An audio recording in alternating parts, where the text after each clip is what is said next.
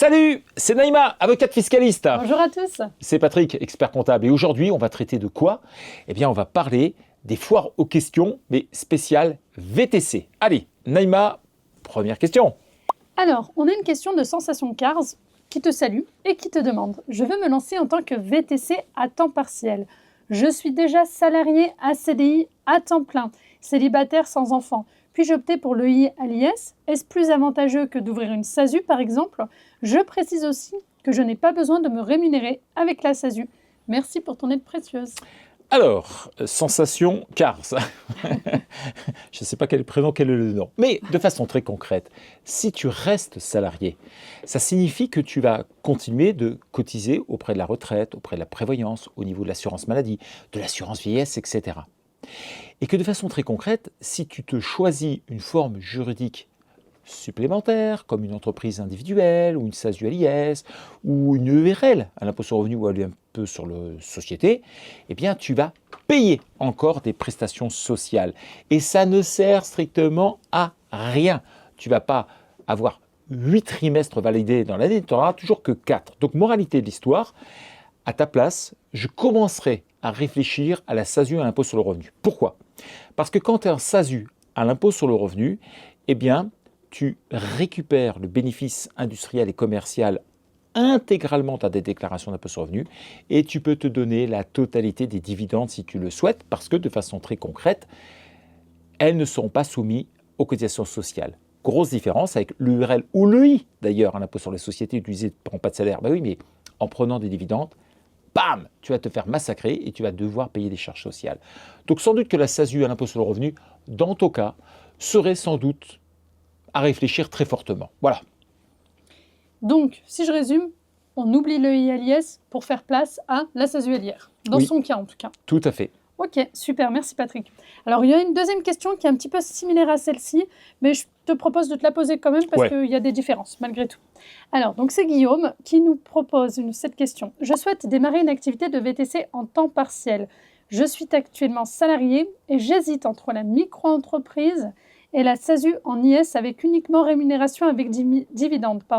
Pour information, j'estime le futur chiffre d'affaires à 24 000 € annuels. Que me conseillez-vous? Alors peut-être, Guillaume, peut-être une réflexion. Parce que si par exemple, tu commences à diminuer ton temps de travail en tant que salarié, tu vas sans doute avoir une baisse de ta rémunération. Et si tu t'aperçois que finalement, VTC te plaît énormément, et que tu as envie un jour de te dire « Tiens, je ferais bien VTC », le petit souci, c'est que tu perdras le bénéfice de l'ARE.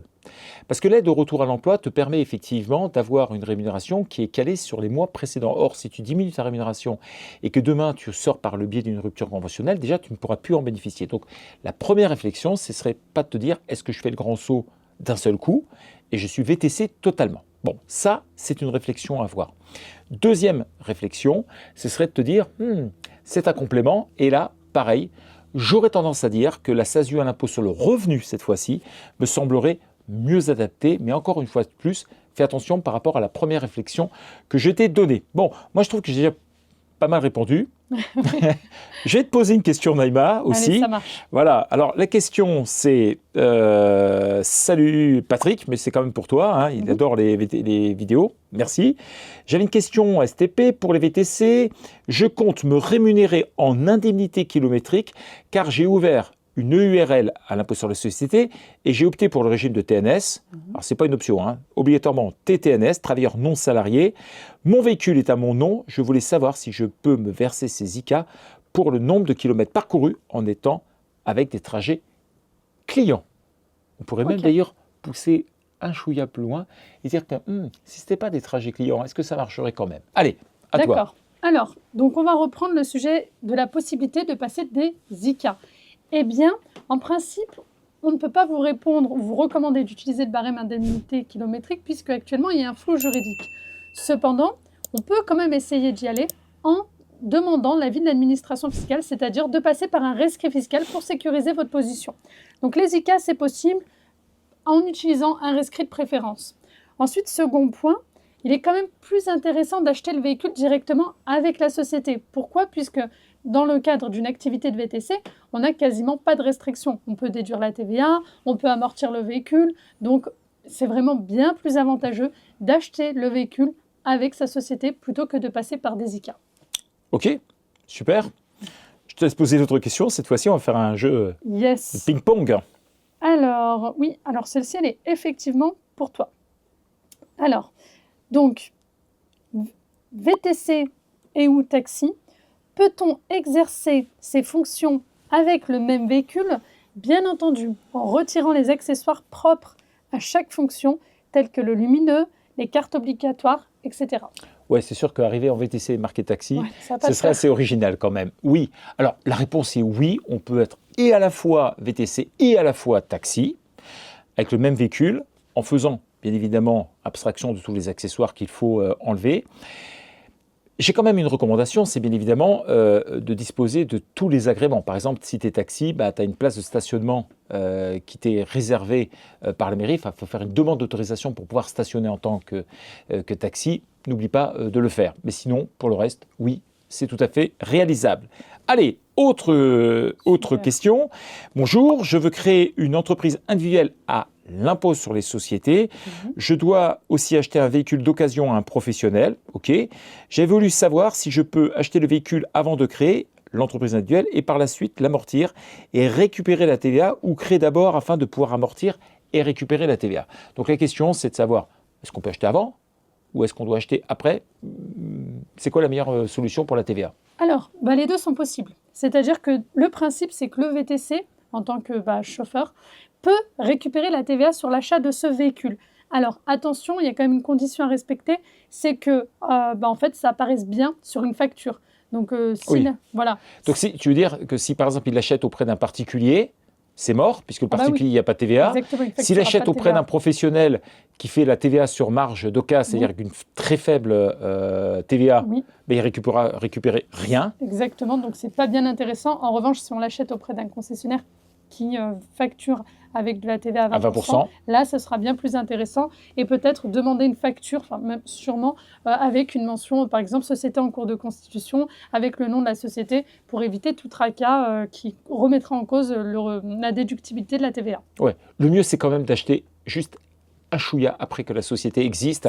Parce que si on demande un remboursement de crédit de TVA, en pratique, l'administration fiscale a tendance à avoir du mal à rembourser la TVA parce qu'ils disent « Ah, mais attendez, votre facture, elle est antérieure à la création. » Donc, ils n'ont pas raison. Mais en pratique, c'est plus compliqué. C'est plus compliqué. Donc, le plus simple, c'est juste acheter après. OK. Est-ce qu'il y a une autre question? Alors, oui. Et c'est peut-être moi qui vais... Non, c'est toi qui vas la poser. Alors, salut. C'est donc HM Transport qui nous dit « Je compte acheter un véhicule pour une activité VTC. Pourrais-je récupérer de la TVA même si je l'achète à un particulier?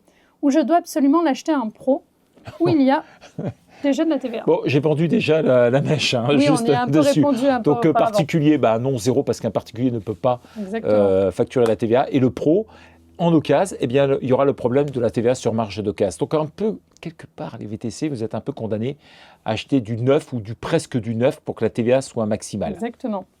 Alors, maintenant, j'ai une question pour toi, Patrick. Donc, bonjour, j'ai une petite question, si vous pouvez me répondre. Je suis un salarié et je viens d'être licencié. Je suis auto-entrepreneur, en même temps VTC. Je vais changer mon statut pour une SASU pour profiter de l'ARE. Qu'est-ce que je dois faire, s'il vous plaît? M'inscrire au Pôle emploi après le changement de statut ou bien... m'inscrire au Pôle emploi après je change de statut ou bien cesser l'auto-entreprise, m'inscrire et ensuite créer la SASU? Alors, le plus simple, c'est déjà d'avoir rendez-vous avec France Travail. Oui. C'est déjà la première chose à faire. Tu es licencié, tu as fait une rupture conventionnelle, peu importe. Direction France Travail, direction rendez-vous avec France Travail. Actuellement, il y a une sorte d'acceptation que lorsqu'on est micro-entrepreneur, c'est compatible avec le fait d'être au chômage. Alors que lorsqu'on a une société, qu'on est président, ça soulève une difficulté, ce qui est assez paradoxal comme situation. Donc, sauf si rien ne change, c'est tout à fait compatible. Et donc, ce que je te propose de faire, rendez-vous France Travail, et deuxièmement, création de ta SASU, ce sera beaucoup plus simple. Parfait. Bon, Merci, je crois qu'on a Patrick. répondu à toutes les questions. Oui, on a fait le tour des questions. Allez, ben, le mieux, si vous avez d'autres questions, n'hésitez pas à les poser, likez, abonnez-vous, commentez. Et je vous dis à très vite. À très Ciao, vite, ciao. Louise. Au revoir.